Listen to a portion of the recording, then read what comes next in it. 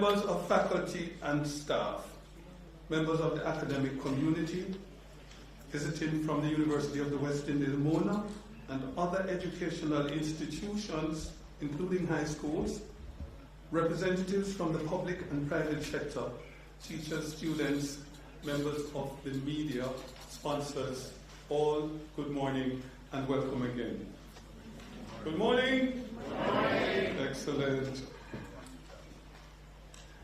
So we are moving into the program, and I invite you to stand for the playing of the national anthem.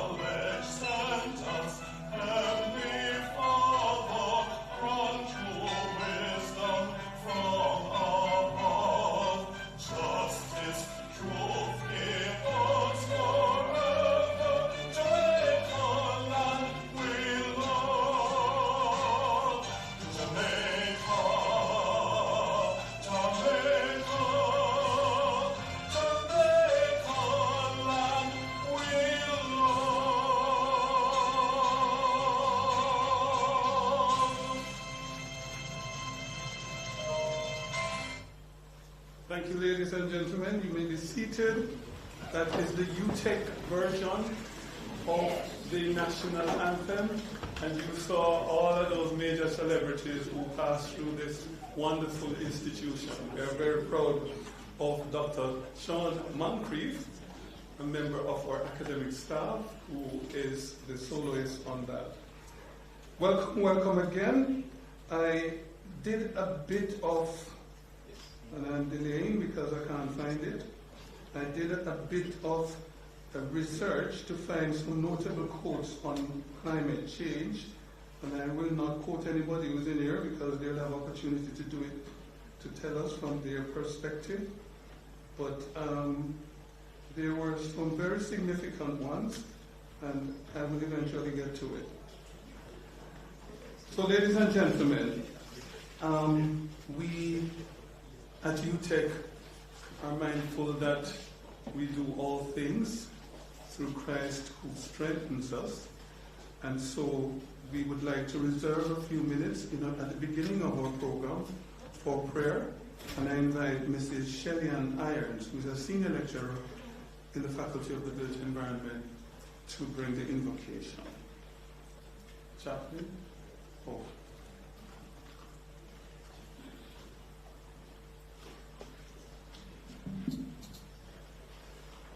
Good morning, everyone. Hebrews 3 and verse 4.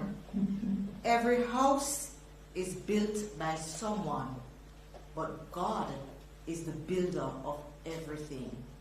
Genesis 1, verse 1. In the beginning, God created heaven and earth. Psalm 19 and verse 1. The heavens declare the glory of God, and the skies proclaim the work of his hands. Let us pray. Our Heavenly Father, our Creator and Sustainer, we honor and adore you this morning. This is the day that you have made, and we will rejoice and be glad in it. So we enter into your presence with thanksgiving.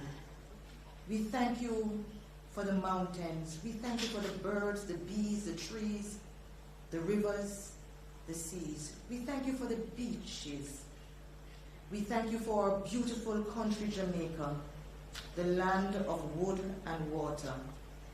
And Father, we definitely thank you for all the people in this room, in our land, and that we continue to grow in love.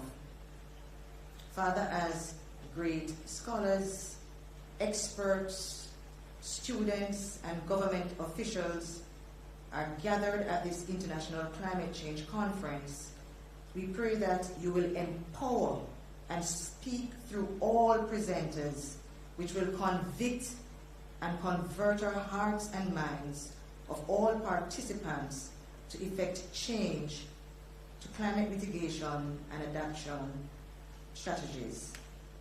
So we declare that the next 2 days of this conference will be informative, enlightening, and engaging. In Jesus' name we pray. Amen.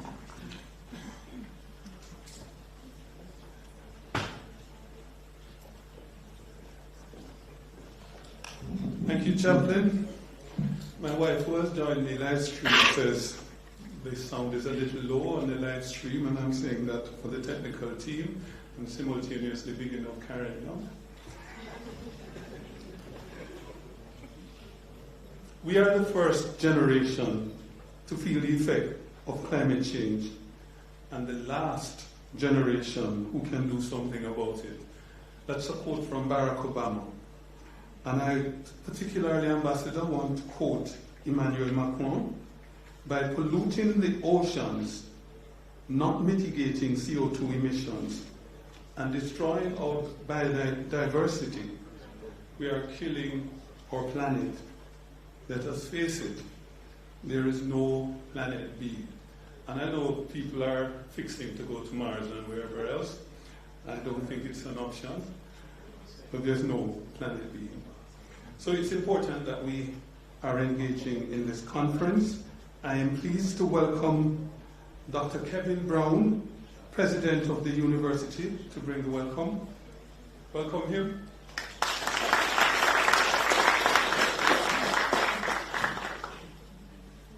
Thank you, Professor Garfield Young, our very accomplished Master of Ceremonies. I keep asking every event I attend whether he's going to depart from academia at some point. But I don't think this pays as much, right, Prof? So we still have you in our Faculty of the Built Environment, but thank you so much. You're doing a fantastic job. Let me also welcome the Most Honorable Andrew Holness, our Prime Minister, friend of UTech, and it's always a pleasure, Prime Minister, to have you here at our National STEM University. And also let me acknowledge Honorable Favour Williams, who is not only the Minister of Education and Youth, but she's also our Member of Parliament and a great friend and supporter of our institution. So welcome again, Minister. Welcome home, as I always say. To the Diplomatic Corps, I want to recognize Ambassador Olivier Guyan-Verge, who is also a partner with UTech on activities around the built environment, and we look forward to that continued partnership. But let me also turn my recognition to the organizers of the conference, Dr. Newsom, who right now I can see is still stressed, probably won't relax until the 2 days have passed, and Dr. Lawrence Newville, Dean of the Faculty of Built Environment, and his entire team. I can see Dr. Jackson and others who have done so much work behind the scenes to have us here today to talk about climate change, right, and the importance of what's happening in our climate. Let me also acknowledge my Deputy President, Professor Shermaine Barrett. I can see other deans here, Professor Thorpe, Professor Archer, Professor Omiregi, lots of professors, right? And I see many of them in the audience as well. I won't go through all the names, so forgive me. But I want to thank you for being here, supporting our university in this very important conference. I also see many members of other tertiary institutions here, and I welcome you all, our friends next door, UEMONA, CMU, and other institutions, high schools, members of the private sector, teachers, and to everyone else in the audience, thank you so much for being here. If it's your first time to UTech, welcome to our university, and today is a very significant day for us. Because as we host this conference, it is a recognition by our institution that climate change is a major challenge for Jamaica, the region, and the globe. And so our Faculty of the Built Environment, which I hope some of these students I'm seeing will apply to join in the future, is spearheading this conversation over the next 2 days. The theme of the conference, Adoption and Mitigation Strategies for Climate Departure, Managing the Crisis, is a really poignant theme, managing the crisis. It is a crisis. But I must say this, I lived in the UK for 23 years. And in the UK, climate change is on the agenda, it's in the news almost daily. Not just at the governmental level, the citizens, the NGOs.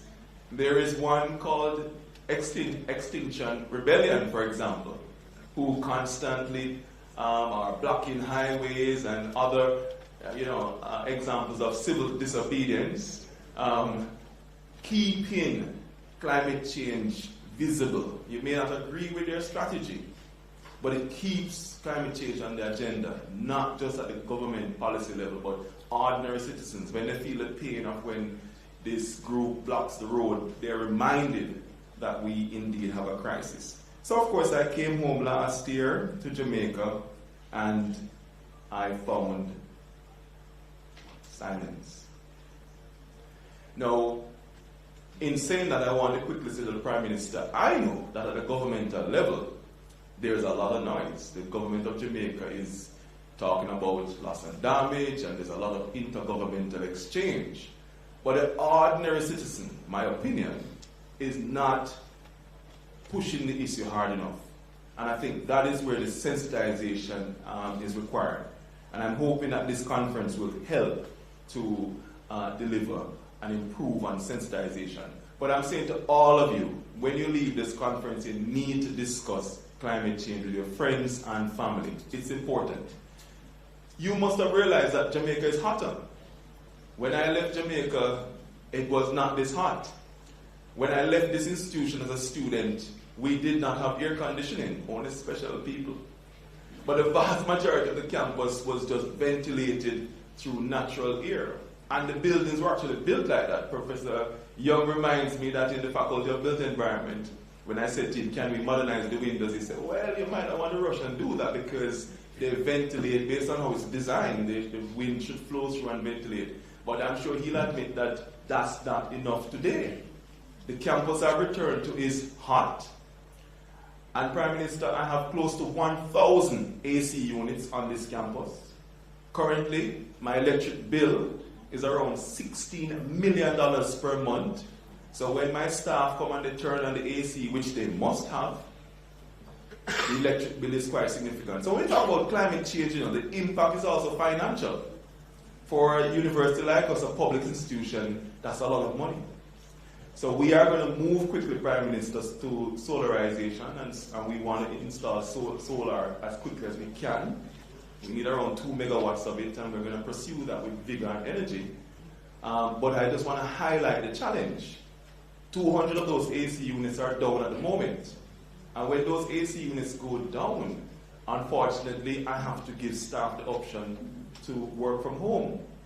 So climate change for me, as a head of entity, is real, very real, right? And when my infrastructure is not great and the roofs leak sometimes, when we have these very intense rainfalls, again, it's an impact on our built environment, on the comfort of our staff. So we at UTech know all about climate change. But we're not just here to talk about the challenges, Prime Minister. UTech is also here ready to offer solutions. And so as we transform our institution, becoming research intensive is a major imperative. Because UTech is here as a university, as a national university, to help solve our climate change problems. And we have lots of talent. I'm looking at Professor Archer. I'm looking at Professor Young. And the many other talented faculty here, Professor Therese Chambers, who are experts, who stand ready, Prime Minister, to deliver these solutions, along with our students. So we are here to do our mission for the country, not just to produce a STEM workforce, which we have been doing for the last 66 years, but also to innovate and to solve our problems, our very local problems, our regional problems, and global issues as well. And so this conference, of course, will be an opportunity to have that dialogue, to look at all the issues. We have gathered a long list of experts. Some of them I'm looking at here, and I look forward to hearing from them. And of course, we will hear from the Prime Minister and the Minister of Education, who will also give a position on the topic. So I want to just end by congratulating the team again on a job well done. I know the effort that has gone into putting this conference together. And I want to thank everyone here who has made the effort to come out. But I say it again, I go back to where I started, that you need to sensitize everyone on the challenges around climate change. You've experienced Hurricane Beryl. We missed it by a whisker, to be honest, although it has devastated some sections of our agricultural lands, and the impact, of course, is in our pockets, because when the farms are destroyed, the market prices go up. And there is more to come in terms of what is happening with our seas and oceans that are getting hotter. So you need to go back, students, parents, technocrats, private sector, and keep talking about climate change. And I'm not necessarily saying that we should block the road, like our friends in the UK, but we need to keep drumming up that attention towards this very big challenge that we face. And we look forward, Prime Minister, to working with your government and the private sector to solve the problems around climate change and to make Jamaica resilient. Thank you very much. Thank you, Dr. Brown. Thank you for your leadership. And you have identified some important players here at UTech. We play an important role in coming to solutions for the issues we face as a nation and region. I'm going to invite to the podium the Dean of the Faculty of the Built Environment to bring remarks. Please welcome Dr. Lawrence Newfield.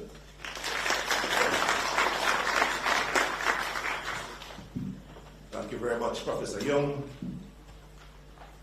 Most Honorable Holness, Prime Minister of Jamaica, Honorable Favor Williams, Minister of Education, Ambassador Olivier of France, Dr. Glenda Newsom, Conference Chair, Deputy President Professor Barrett, Professor Starr, Omaregi, Hilton, other professors, deans, members of the university senior management team, distinguished guests, distinguished ladies and gentlemen, students, good morning. Welcome to the Faculty of the Built Environment Climate Change Conference.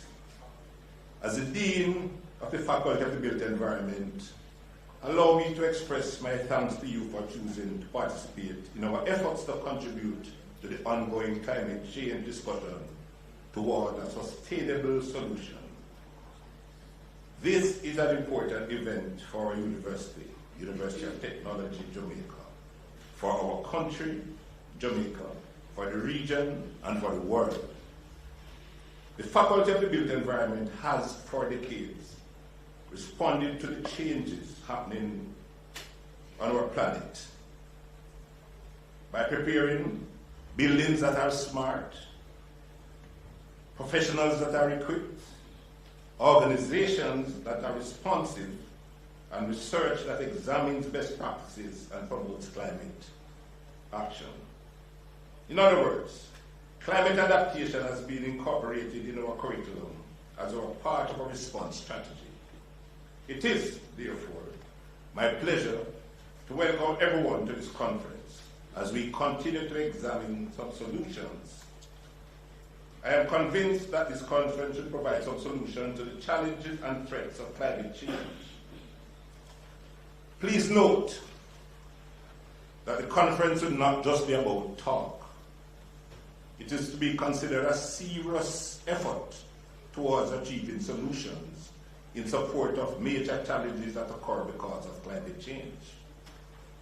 I agree with President Sameh Shukri that climate change is humanity's biggest challenge of modern times and is a real threat to people's lives, wherever they live and in all forms, and is the biggest thing that humanity has endured since the industrial times. I also agree that if we do not do something radical, future generations will face more serious consequences compared to that which is witnessed by our current generation. I can confirm, based on reports I've engaged with on climate change, that if we continue on a path where we are not viewing the Sustainable Development Goals and climate change as being symbiotically connected, we are doomed. The United Nations in its 2023 annual report states that the urgent business of rescuing the Sustainable Development Goals and the fight against climate change has been stalled by a lack of sufficient investment and political will. We as a country are being encouraged by the United Nations to invest in a sustainable solution and practices by our citizens. This investment must be heavily hinged on the impact of climate change in relation to establishing climate resilience, which cannot occur without our people. And by our people, we mean individually and collectively. Let me take this opportunity to remind you that climate change is caused by human activities. In other words, how we do what we do continues to threaten life on Earth as we know it. We are called to cut in half emissions by 2030, which is just about 5.5 years away. But how do we create a climate resilient environment when the experts warn that we are drastically off track from achieving this target? We are required to act, and to act now. We are required to educate people and organizations at the micro and macro levels. Indeed, higher education institutions, such as the University of Technology, Jamaica, have a moral responsibility to ensure that our stakeholders at all levels are constantly exposed to the most current information available on this existential threat. In 2020, the World Bank Group established 6 ways to build resilience to climate change, to include build resilient foundation with rapid and inclusive development, help people and firms to do their part, revise land use plans and protect critical infrastructure, help people and firms to recover faster and better, manage the impact at the macro level, prioritize according to the needs, implement across sectors, and monitor progress. These are all within the realm of the various curricula that guides our teaching and learning at this institution. As a developing country, Jamaica, we have a role to play in reducing the negative impact of climate change on our planet. For example, we are implored to act quickly to take the necessary steps.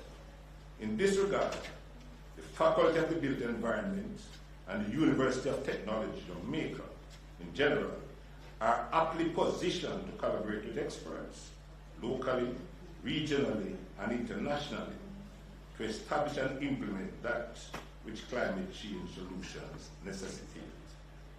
For example, our urban and regional planners continue to integrate climate change adaptation in land use planning. Our surveyors can design flood mitigation measures and map critical infrastructure. Our construction engineers and managers can address climate change through their expertise in designing, constructing, and managing sustainable infrastructure. And the architects can design buildings that are more energy efficient and built in conformance with the current and forecast climate variation paradigms. At the Faculty of the Built Environment, we understand that education is a critical agent to addressing climate change. We will be able to improve upon with the conference of this nature, Thanks to the conference organizing team for the work they have undergone to get us to this actual staging of this event.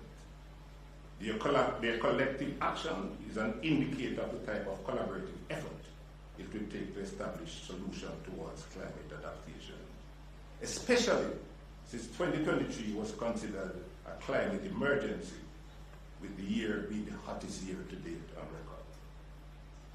The United Nations report highlights that though there are difficulties, progress is possible and change is achievable. Thanks to Dr. Newsom for acting on what he saw as a possible solution towards change. By meeting here, we are examining our progress so they can be part of a larger climate change conversation and ultimately meet the goal of this specific conference, which is to espouse adaptation and mitigation strategies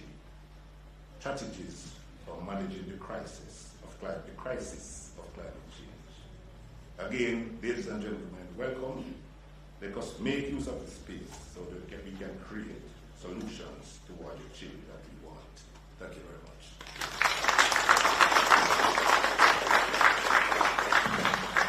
Thank you, Dean Newville.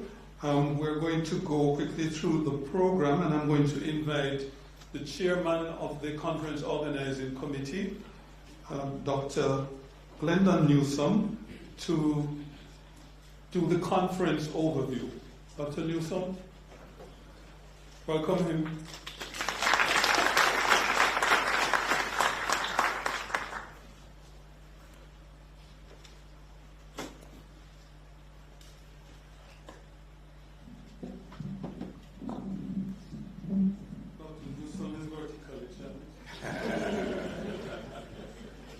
It was our most honorable Prime Minister who recently offered some very valuable words of advice to a certain segment of our society when he said,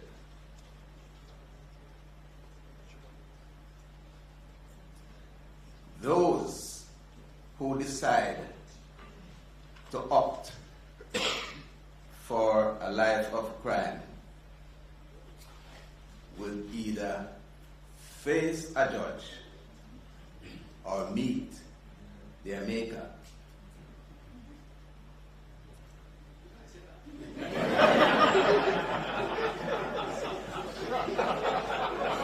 Good morning, most honorable Prime Minister,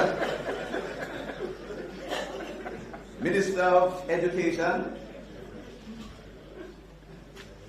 President Brown, Dean Newville, our plenary speakers, distinguished guests, ladies and gentlemen, all protocols observed. Let me put it to you that climate change can be just as devastating as the result of crime. That the levels of heat that we are now experiencing, not only during the summer months, but almost all year. Some of us may be saying to ourselves, and I don't know how many of us had grannies who used to talk about the living hell. It may be very well that we are experiencing the living hell now. And then, when you see what is happening Like, for example, what we witnessed in John's Hall in St. James recently, where cars were just floating. And I hope none of us have had that experience, but I suppose when those flood waters are raging and probably approaching and getting in the direction of those who may have suffered, they would have probably said to themselves, well, no, I'm going to meet my maker. We don't want to lose any more to climate change or the effects thereof. And so that is why the university has taken this step to inform and educate on the adaptation and mitigation strategies which we all need to be aware of if we are going to nurture a sustainable and climate-smart environment. So on the behalf of the President and the executive management of the university, let me extend my warm welcome to you all to UTech Jamaica International Climate Change Conference 2024. We are truly honored to have you join us for this very exciting event, which has brought together notable climate change and sustainable energy expertise of global, regional, and local academics and professionals. Over the 2 days, we will explore the latest trends, innovations, and best practices in the areas of renewable energy, sustainable technologies, geospatial sciences, artificial intelligence, ecosystem resilience and conservation, urban resilience and infrastructure development, climate cooperation, legal finance, policy, social equity, justice and poverty alleviation, and climate education and capacity building. Our conference features an impressive array of speakers, led by Dr. the Most Honorable Prime Minister of Jamaica, Andrew Holness. Our 8 plenary speakers are very distinguished in their respective fields and will be complemented by vibrant question and answer sessions, workshops featuring industry experts. Our technical sessions will feature 14 judiciously selected presentations by professionals who will empower you for adoption and mitigation. We have presenters from Kenya, from France, from Australia, and of course from Jamaica. We invite you to take full advantage of the tremendous networking opportunities. We encourage you to engage with our speakers, asking questions and sharing your experiences. Our heartfelt thanks goes out to our sponsors. Please visit their booths and gather as much information as you can. We look forward to a productive and inspiring conference, one which is solution-oriented, geared at pointing institutions, agencies, professionals, and members of the public in the direction of being climate smart. A very entertaining package awaits you at our closing ceremony tomorrow afternoon. So please take a moment to review the program. You can find the program on our website, utechjamaica.com, and you will see international conference there. You select programs, and the program is available there. So let's make our time together a very pleasant one. And one final note for those who are interested in Wi-Fi, it's ICCC 2024_guest. Thank you very much and enjoy the rest of the proceedings. Thank you, Dr. Newsom, and commendation for the excellent work you have done in leading a large team that put this conference together. Ladies and gentlemen, the program has been updated. The QR code is a new one. I invite you to scan for the new code, for the new program. Thank you. We're always very happy to have our minister, and we say our minister because we're an education institution, but she's also a member of parliament and always very present at all things UTech. So to bring us greetings, we invite to the podium the Honorable Favour Williams, MP.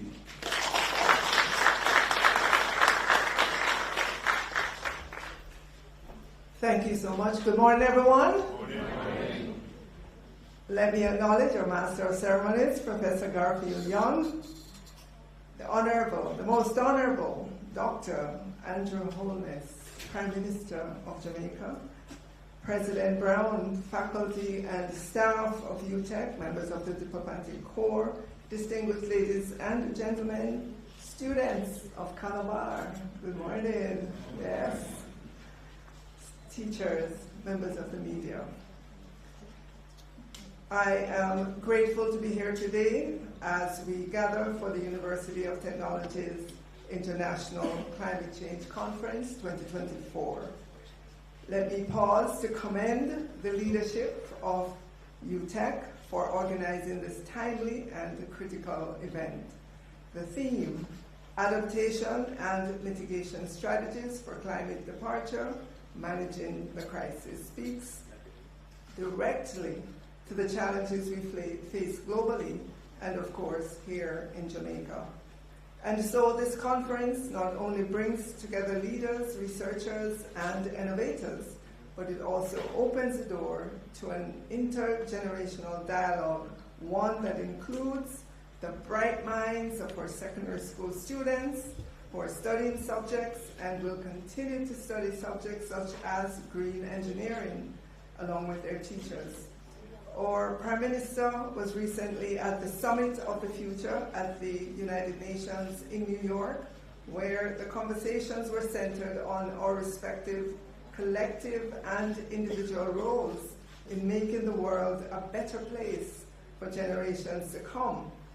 And it was agreed that intergenerational discussions and students/youth action are critical in all decisions. With that said, students, your presence here today is welcome, as you are the next generation of problem solvers, and your role in all we do moving ahead is invaluable. The climate crisis, as we know, is not merely an environmental issue. As Jamaicans, we see the effects and continue to feel the effect of the heat associated with the much higher temperatures. We worry about the receding coastlines and more erratic weather patterns and disasters that are increasing in frequency and intensity. Regrettably, this is our new reality. And adaptation and mitigation must take place now. And so the significance of this conference cannot be overstated. Forums like these are important and provide an opportunity for Jamaica to reinforce its commitment to climate action, to learn, and more importantly, to share. Research shows that when students are equipped with knowledge about climate science and sustainability, they are more likely to make informed decisions, adapt green practices, and contribute to a more resilient society. It is my hope that we can foster these skills and that we can prepare a generation of climate-conscious citizens who will not only survive but thrive in a rapidly changing world. The Ministry of Education and Youth is committed to its efforts, and I'm happy to share that climate change education is included in our national standards curriculum as early as grade 3, with a focus on the physical environment. This continues, and by the time students get to grade 6, they are being introduced to climate change in more explicit ways, learning about its causes and consequences. As these students move into upper secondary education, students have the option to pursue subjects like green engineering and renewable energy at the Cape level, designed to empower our young people with the knowledge and skills they need to understand climate science, embrace sustainability practices, and think critically about the solutions required to address these challenges. Climate change, as we know, cannot be tackled in isolation, but must take place collaboratively, and it's for those reasons that I am encouraged when I see our own education stakeholders participating in international activities like the Climate Action Project, now underway with millions of other teachers and students from across the globe, taking action, relying on creativity, empathy, critical thinking in synchronous and asynchronous ways over the course of 6 weeks to work through real world problems. This administration, through the Ministry of Education and Youth, is also committed to strengthening our schools' infrastructure, and I'm happy to share that we are revising the building standards under the Green Building Strategy. Yes, thank you.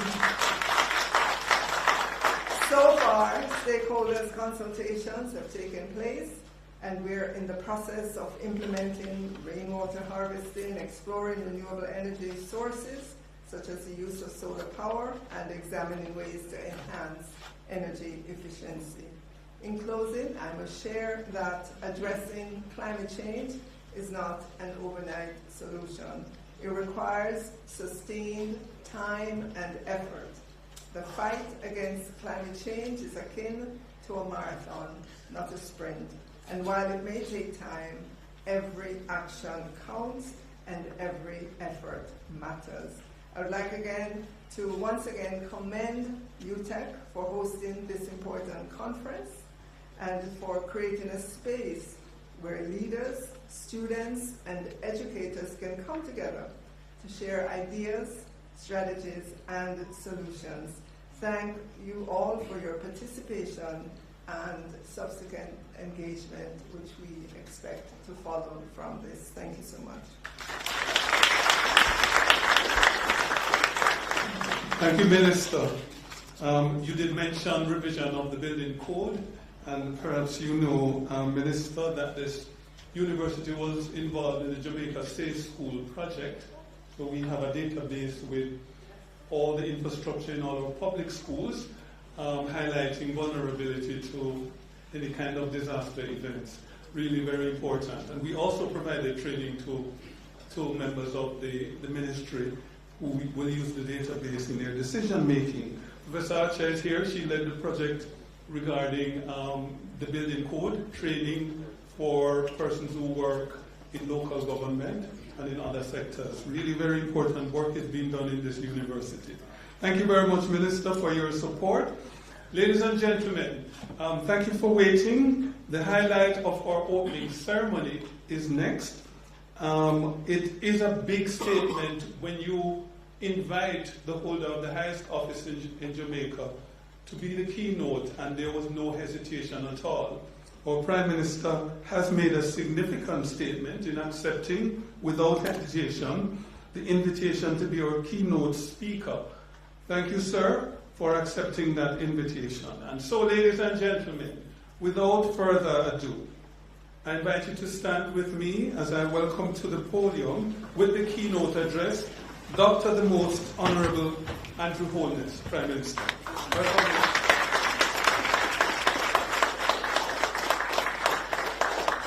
Thank you very much. Good morning. Thank you, Master of Ceremonies, Professor Garfield Young, for the mastery with which you have conducted the ceremony.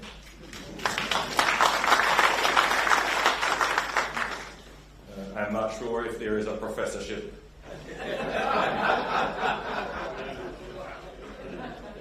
in directing ceremony and protocol, but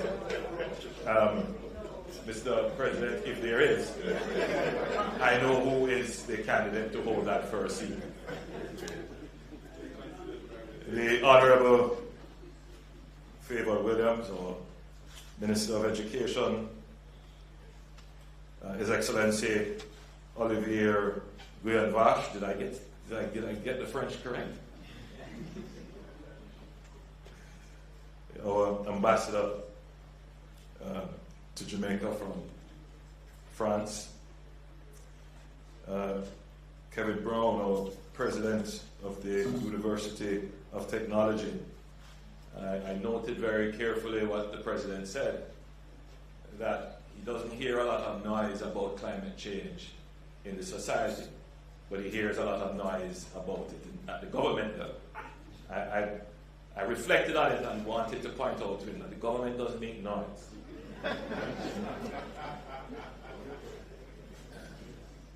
The government must always make coherent statements, and if we make them more frequently, which we do on climate change, then they will filter down into the consciousness of the people in the society. We won't make noise, but we'll make a chorus of, again, conscious statements that will be uplifting and enlightening. What you are trying to say, Mr. President, and I speak as your interpreter in this regard, is that climate change ought to be an issue for the common man as well as for our intellectual elites, because it cuts across all facets of society. It is something that affects our lives in every single way.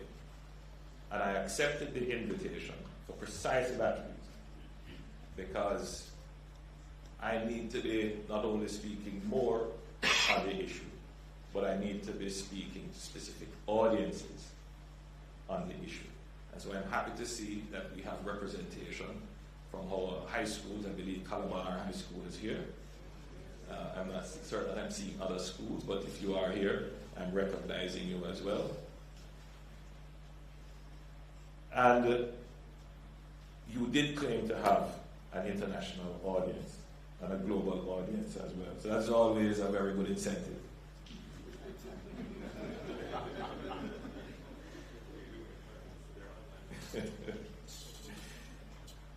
Let me also acknowledge Dr. Newsom, the coordinator, again, the organizer of the event. Very well done. Congratulations.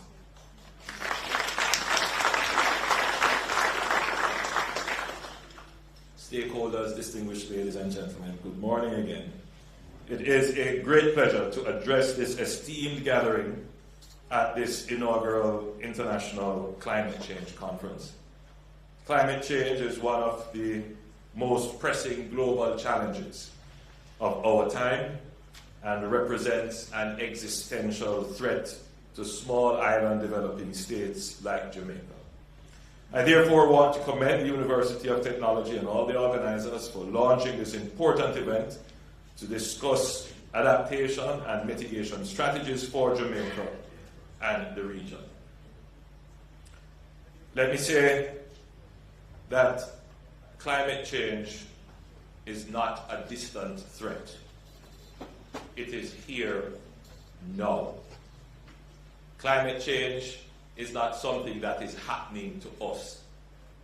Climate change is what we are doing. I think those are two key points that targeted specifically to our young people. Existential, in that it not only can change the way in which we live, it has the potential to, let me not be so dramatic, but it could, if it changes in a dramatic way, it could change life as we know it. And there is always a raging debate about climate change, whether or not the climate will change regardless of what we do. There is a cycle of the earth, and there will be a change in the climate. Some people say the climate changes, every few months. You have winter, summer, spring, autumn. Climate changes. But the truth is that the climate is changing in a more rapid way than we had projected and anticipated by virtue of the activity of humankind. Clearly, over the last 100 to 150 years, we were never consuming as much fossil fuel as we are now. We weren't clearing the forests as rapidly as we are now. We weren't practicing the kind of agriculture that would change the content of carbon and other global warming chemicals and gases in our air. So we are having an impact on our climate. So in effect, we are causing an existential threat to ourselves. So it makes the point, you see, we in this room at this esteemed institution, we know this. But what about the rest of the population? For the rest of the population, I am worried about the pothole that is in front of my house. Don't tell me about climate change. I am concerned that I can't get any water in my house. You come to tell me about greenhouse gas and the earth. Of course, Jamaica has always been hot. We're a tropical climate. Don't tell me about climate change, when I can't get electricity where I live and my electricity bill is high. That is what the government must talk about. Don't talk to me about climate change.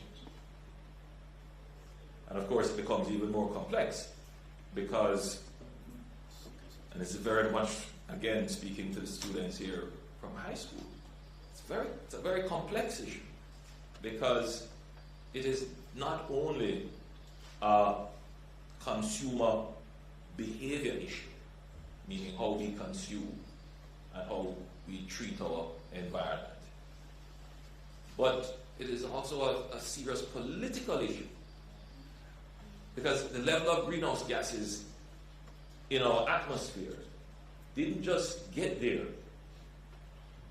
because we consume the products that were created from those greenhouse gases.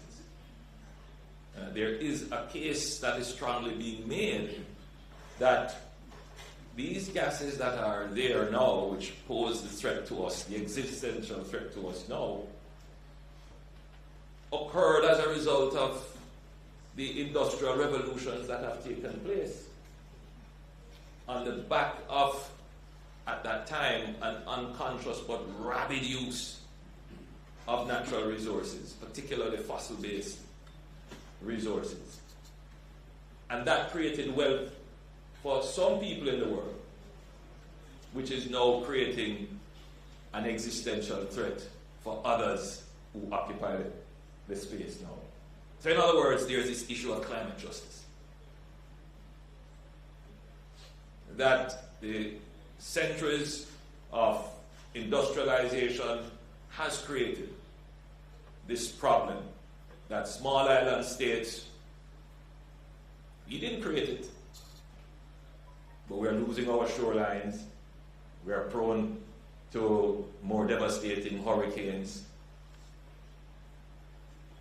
acidification of the oceans around us, the loss of our coral reefs, because other countries that benefited from the use of fossil fuels and industrial agriculture and other such practices, they have the wealth and the resources to defend their own countries from it.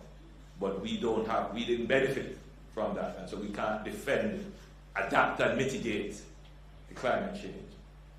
Which is why the UN Secretary General had invited me to be a part of a group of global leaders to speak about climate change and to ask for $100 billion a year for climate mitigation and adaptation. And of course, the rich countries all said yes, of course, from a conscientious and,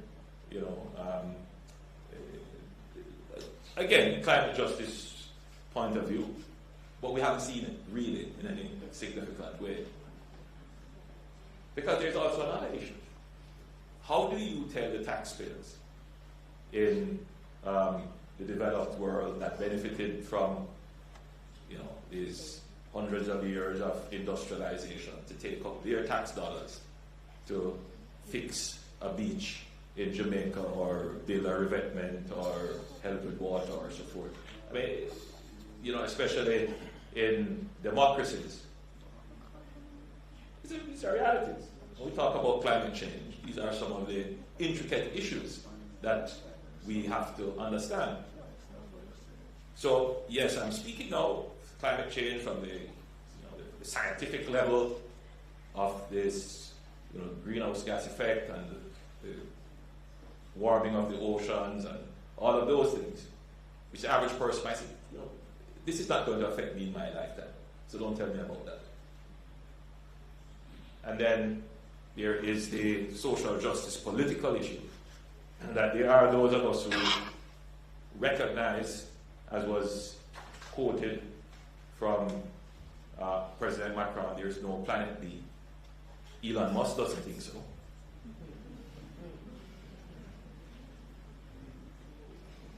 So this is the planet we have, and this is the planet we should save. And so there are those of us who are thinking in an enlightened way, Professor Arch, that we should restructure the way in which we administer global and national affairs, to redirect financing in ways that support the climate. And that's what this issue of climate financing is about. Whether or not it will work and the developed countries will be able to make the allocations from their budget relative to what their electorate feels, it would only work unless there is a very robust international movement that keeps calling for it and pricking that conscience and morality and saying, this has to be done. And it is constantly being done as part of my job, my responsibilities, to speak on these issues and to bring it to light in ways that the average person can understand it. I'm speaking very simplistically now so that I can bring more people into the conversation. So when a person is here, and if we are lucky to have our students from Calabar, they start to do research on this and they start to write papers and they become passionate about it. Who knows, we may have another advocate on the global scene. And that's how you start. You mentioned, what's he called, rebellion, Extinction Rebellion and other such. There is a spectrum of how the issue is being treated with. And so I'm doing my little part in trying to raise consciousness about the issues. Now, let's come back to Jamaica. What is Jamaica's strategy? So Jamaica's strategy is, one, to play its role in the advocacy, this, in terms of creating this global architecture, supporting the COP movement, in ensuring that all countries are doing what they can to mitigate and adapt, slow down, and to educate their population about climate change. So Jamaica has done very well in terms of its nationally determined contributions to the whole climate change issues, trying to make sure that we meet the 1.5% goal. Now, outside of that, Jamaica has to take responsibility for itself. Right? My administration is one that believes in self-reliance. I'm not going to wait on anybody's conscience to save me. I believe in saving myself. If somebody's good grace or conscience comes through, hey, great. But every Jamaican must stand on their own 2 feet and face the world. Don't wait on anybody. And that has been my view on climate change issues, on reparations, on loss and damage. We're going to fight to get them, but we're not waiting on them. And therefore, in our resource plan, we believe in building buffers in our budget. What does that mean? If an event were to happen, well, let me back up a little bit. There are really two types of events that could occur. One would be a high frequency, low severity event caused by climate change.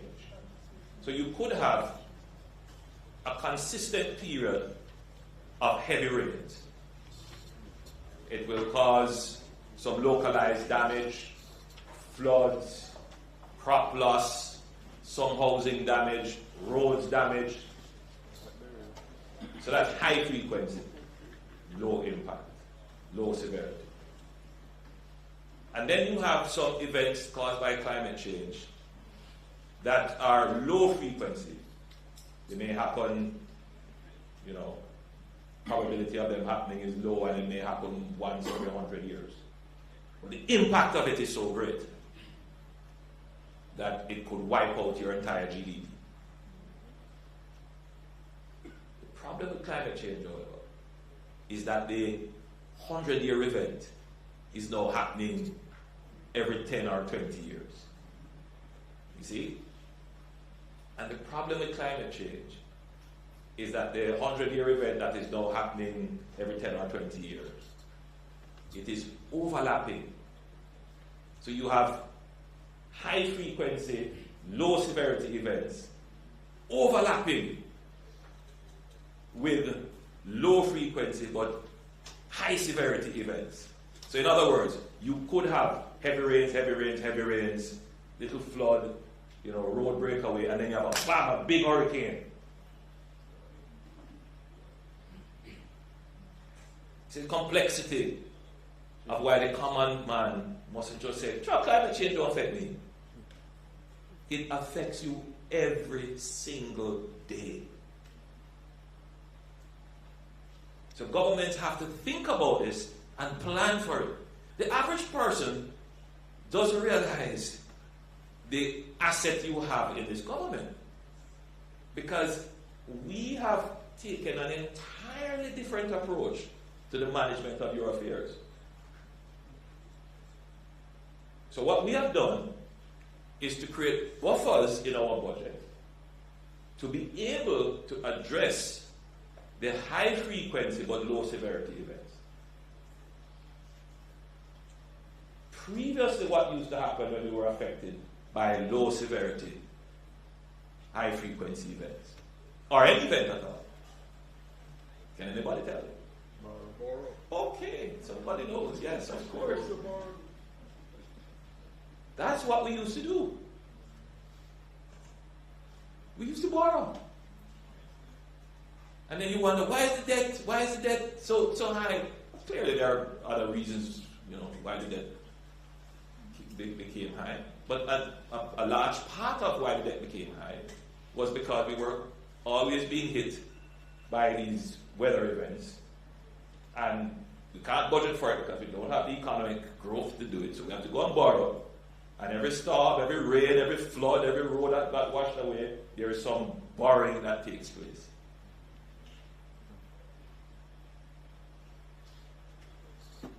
So you see why climate change, managing climate change is important. Right, so what we have done now is to put buffers in our budget. So we have a disaster recovery fund, and we have a contingency, and every year we put to that. So before, what we used to do was to take from the future revenues and consume it today to deal with today's threat, and that is effectively borrowing. All right, so what we are doing is taking the future taxes that these students here will pay when they grow up and become employed and become productive citizens, to pay for the challenges that we are experiencing today. Now they are going to be left with the burden of not only today's challenges, but the challenges that they will face in the future. what we have done is to take today's savings and put it aside so that when they have an event in the future, they can call on the savings that we left for them.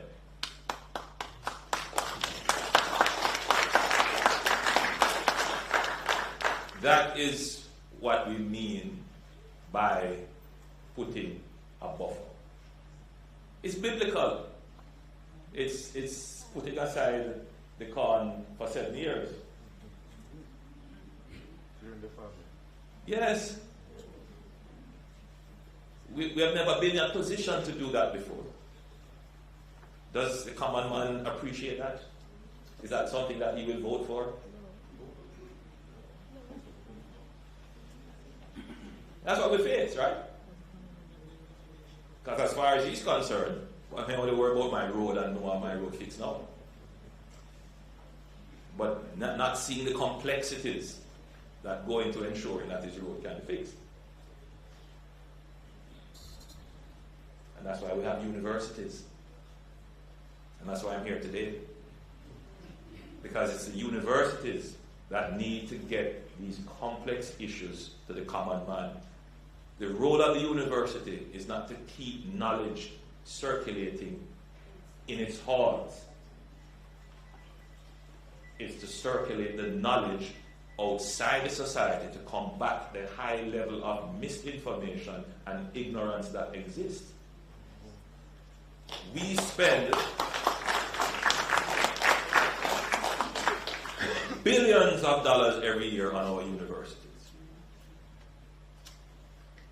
And they do great work, but it is trapped inside textbooks and their computers and within their campuses. It needs to get out there to the common person so that they become informed voters.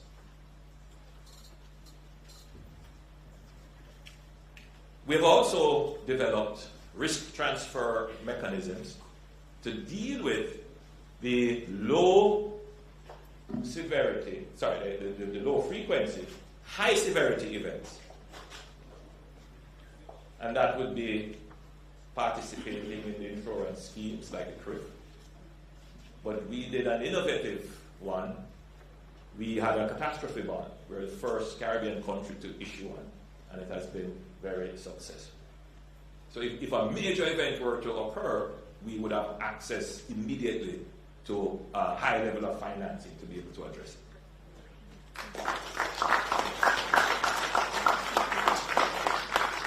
So people, say, Jamaica not going in the right direction, and the country say, no, look on here, stop that foolishness. Don't talk what you don't know. Jamaica has changed in fundamental ways. We have addressed the issue of Jamaica being able to withstand multiple crises happening all at once. Crises that are not just low severity, but high severity. Crises that are overlapping. Let's talk about the last 8 years. Almost every 2 years you have had a major rainfall event that has destroyed our roads. Just reflect. Almost like clockwork. Then we have had a pandemic. Several major tropical storms. And we have had burial. And they are all overlapping. So we've just come out of burial, and now look at the amount of rains that we have had. There are some areas that have been localized, videos circulating in St. James, where you had a massive, just out of nowhere, heavy rain that damaged properties. Now, think of it. Just think of it. Could we repair all of those roads that were damaged all at once? But just look at the heavy rains that we have had and the impact on the roads.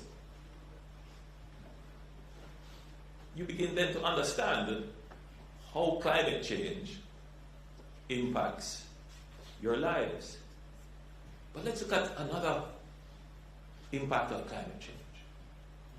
drought. Think about it.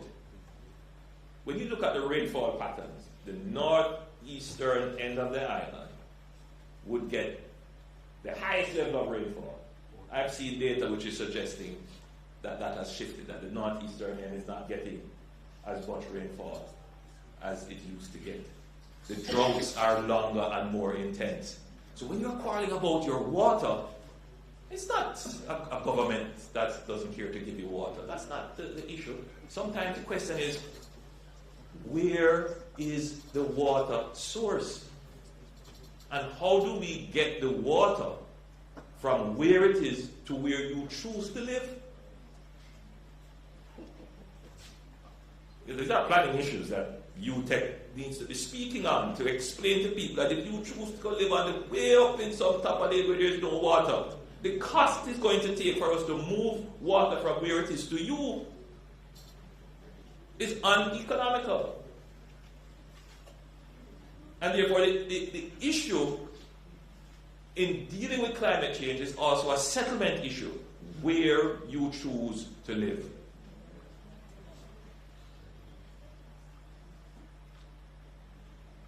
But our universities don't get into this conversation to get people to understand that you have to be making the proper choices as citizens. Because I give you the situation in the Grill recently, our major tourist area. Big problem with water. And a part of the issue was that the source dried up. Now the sources will change where they are because sometimes the tree covers, people cut down the trees, mining, all kinds of issues that disrupt the natural hydrological flows. So climate change, and then of course the disruption in the rainfall patterns. Climate change affects us every day. You talk about the heat and the time is hotter. I agree with you, Mr. President. My perspective when I was growing up, time was never so hot. But I'm speaking anecdotally, I don't have the evidence. That is why we need the universities now to go and somebody go do a study on it now and publish it so we can see it.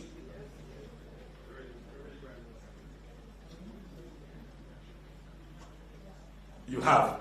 Please send me the study and let's publish that information to the general population so that they are empowered.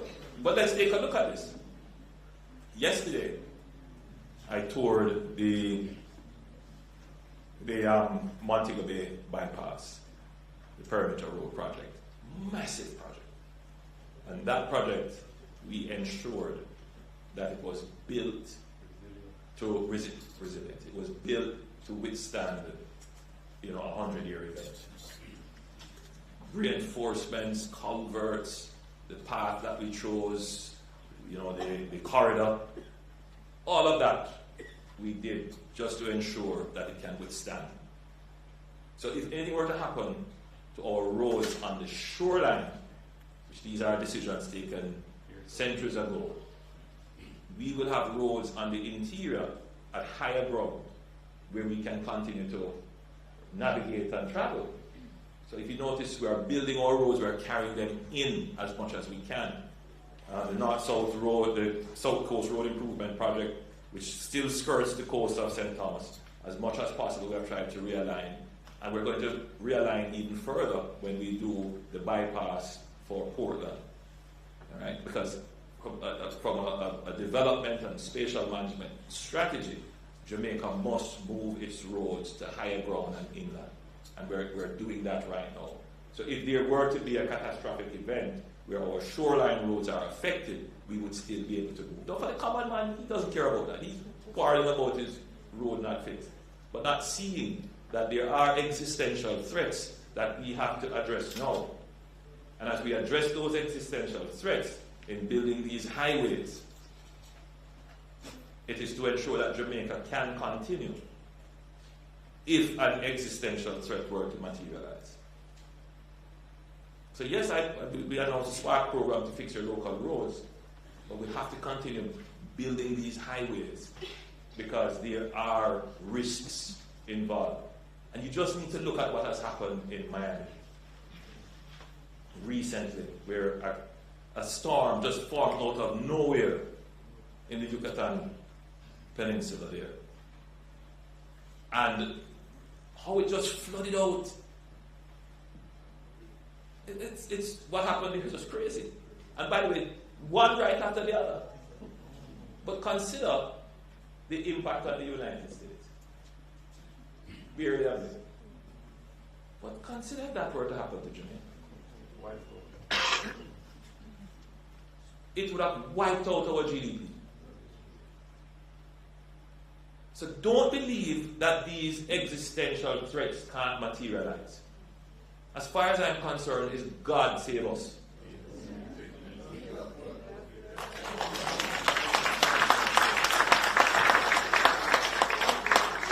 So we must use the reprieve to make wise decisions, not foolish short-term decisions. And that's what we have been doing.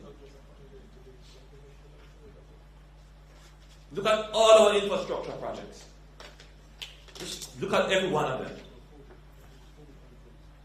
If a natural disaster were to happen that was an existential threat, we could still continue to have economic activity.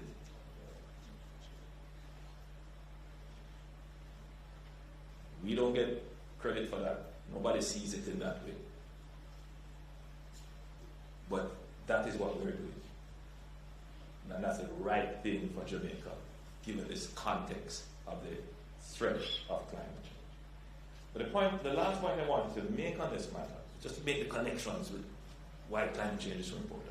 So we toured the Perimeter Road project in Montego Bay yesterday. And one of the lasting legacies of that project is that we built a testing lab for a materials testing lab. And whilst we were there, we were discussing asphalt and roadways and the various tests that we should do. And one of them we were looking at is, the life of the asphalt. And they have a machine that they can heat up the asphalt, and it will tell you how long it will last based upon heat exposure and so forth. Now, the hotter the time is, the greater the exposure to sun will determine the useful life of the surface. So yes, there is always this issue of the quality of work and the quality of material use, but please, when we are talking about our roads, also talk about the change in the temperature and how that will affect the wearing life of the surface layer.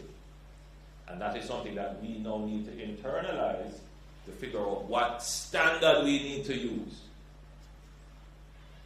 What kind of change in composition of the asphalt layer we need. And that's where our universities come in. Right? That's where particularly a university like UTech come in, that you need to be studying these things to say, based upon the impact of climate change, your roads are going to have more water events and much more heat. And therefore, what is the appropriate standard that we should be building at, or what material changes we need to make? So, Ms. Joyce, the road in front of your house that is damaged, a part of that is climate change. Mr. Mac, you quarrel a little bit about the water. A part of that is the climate change. And so, as you form your political view, and as you form and become part of what is called the political economy, you should get information on those things to inform your outlook and your perspective.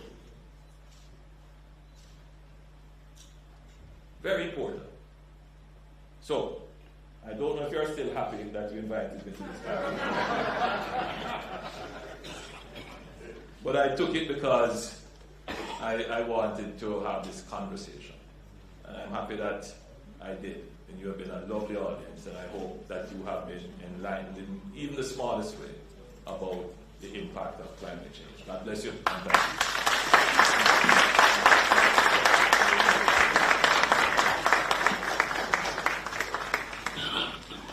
Thank you very much, Prime Minister.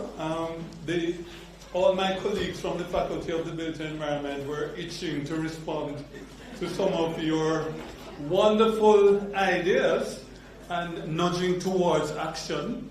And we definitely have some glorious research stuck away in the library, but we also partner with industry and government for real solution.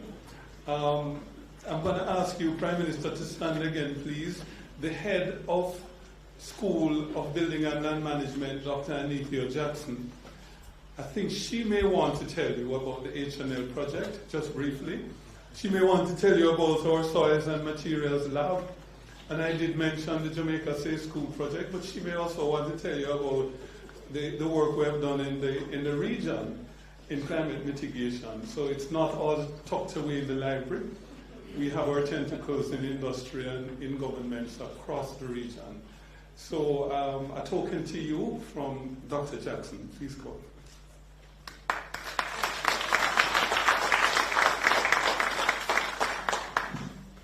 Thank you, Mr. Master of Ceremonies. Is it still morning? Good morning, everyone. I'm excited to be in this forum. It's rainy, but I'm not feeling down. I'm feeling hopeful and optimistic. I'm ready for solutions. To our Honorable Prime Minister, Dr. Andrew Holness, I can assure you, sir, that your presentation met the moment. You have, through your address, articulated the complexity of the challenges and how each of us are being affected and will be affected by climate change impacts. Hearing this kind of message from you is an excellent place to begin for this conference. You have made the point, sir, that climate change affects our lives holistically. So yes, the environment, but the social or political lives, our economic well-being, and beyond. Essentially, it touches every aspect of our existence. And that's an important message. We also thank you, sir, for acknowledging the role of the university and universities like this one in devising solutions. And I can assure you, Most Honorable Prime Minister, that climate change is at the heart of what we do at this university and in the Faculty of the Built Environment. So for example, Dr. Young, you know I will take the time to speak about all our initiatives, but in the last 2 or 3 academic years, I can speak on a number of initiatives and research that we have been doing, particularly around the matter of the building codes, which is essential for safety, but also around devising alternative methods to build, to ensure that our structures are being built for resilience, right? And so, for example, the matter of you will see here today, the Easy Blocks, that's one of our sponsors, and one of the products that they are bringing to the market has to do with using more sustainable materials to build our housing outputs, materials that respond better to the heat. We spoke about the heat, our president did, and how it's almost uncomfortable being in our spaces.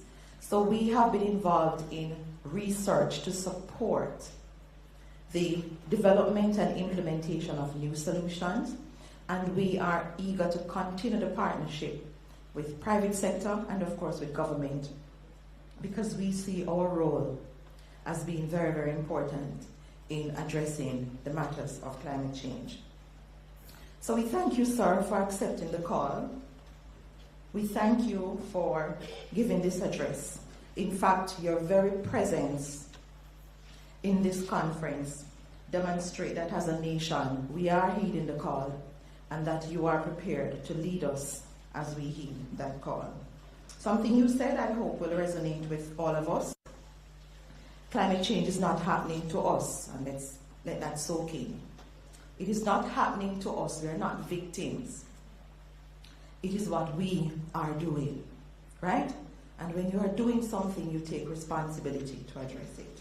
So on behalf of the University of Technology and the Faculty of the Built Environment, we would like to thank you, our most honorable Prime Minister, for coming, for addressing us, and we offer you a very small token as an expression of our gratitude.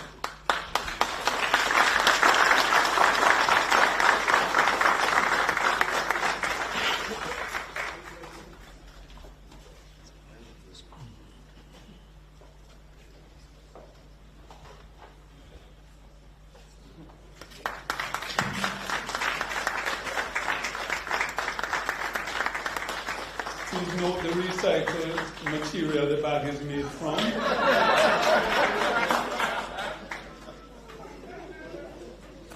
Thank you, Dr. Jackson, and thank you, Prime Minister, for your very engaging and stimulating and coming from your heart presentation. We are so happy we chose the Prime Minister for our keynote address. Ladies and gentlemen, we're moving to close the opening ceremony, yes? And we have just a bit of entertainment for you, and then we will follow with a little refreshment. It's kind of close to lunchtime, but we'll still refresh you before lunch. So I'm going to invite to the podium for a bit of entertainment from the UTech Center for the Arts, and I'm saying it with pride, and the young lady who will sing for us knows why.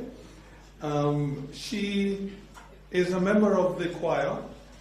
She is a member of our drama group. She's also an instrumentalist, and she also is with the dance and song. Wow. The multi-talented Shantae Brown will sing for us today.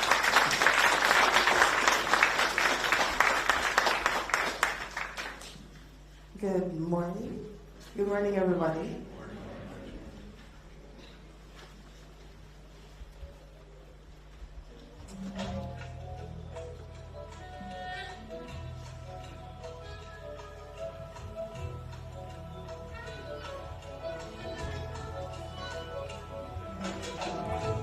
Took me from my roots, tried to destroy my stem. They tried to cut down my branches, said they want to see my life end. But my strength increased, the more that I multiply, the trunk and the roots hold firm to the ground. I am ebony, ebony is strong, ebony survives, ebony is free. I am ebony, ebony is strong, ebony survives, ebony is free, free. From Kenya, Nigeria, Zimbabwe, Uganda, to the greater and the lesser Antilles. They took us from our motherland in shackles and in chains to be slaves in the Caribbean. Whoa, we've been there and endure for a night. Rejoicing comes in the morning, so we'll be free. We are ebony. I am ebony. Ebony is strong. Ebony survives. Ebony is free. I am ebony. Ebony is strong. Ebony survives.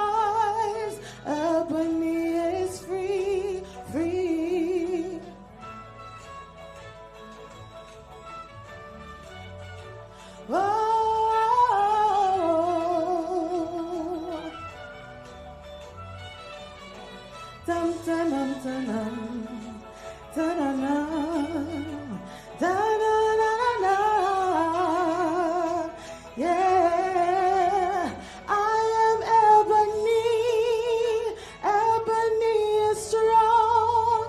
Ebony survives. Ebony is free. I am ebony. Ebony is strong. Ebony survives.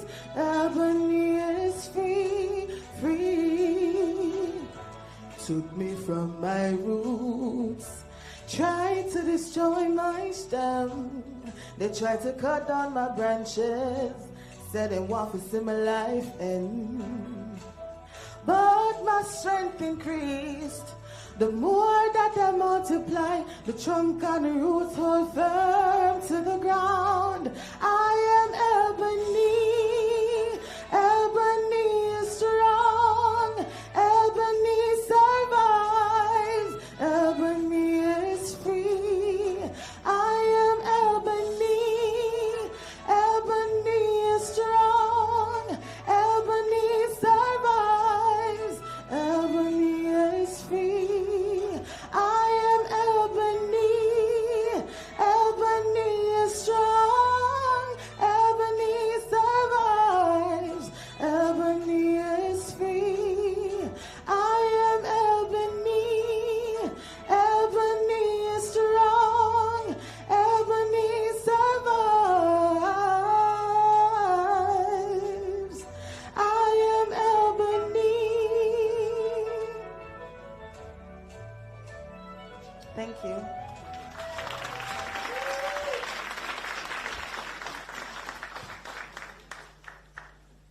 Thank you, Shantae. Turned off your mic.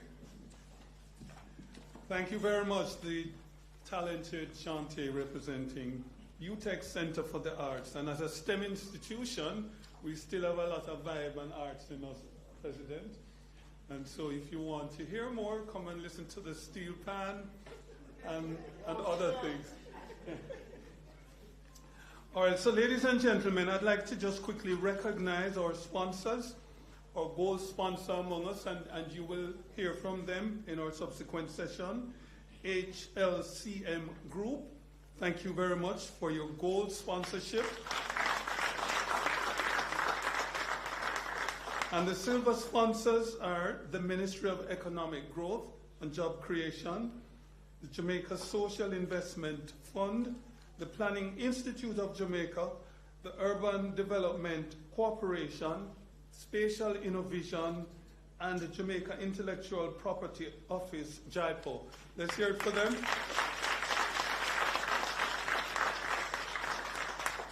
And we're also grateful for our bronze sponsors, the National Environmental and Planning Agency,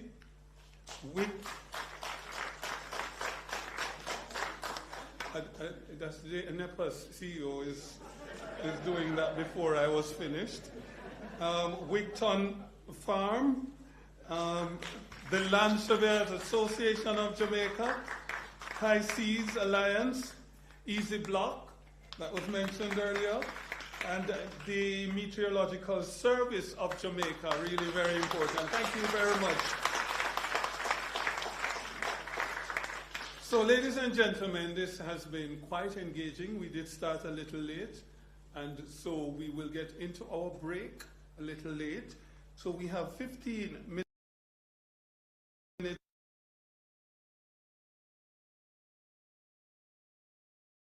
And what comes with it is in these same facilities, but it's just across there, in room 47, A7 and 8. That's where the coffee break is. You will see some nice dressed student. No? Oh, it's right here. I'm sorry. Well, that's what my program says. Anyway, right. So we won't have you walk very far for your coffee. It's just on the outside. And please visit the booths for the exhibits that our sponsors have set up outside. So thank you very much, ladies and gentlemen. 15 minutes. It is now 11:35. And so at 11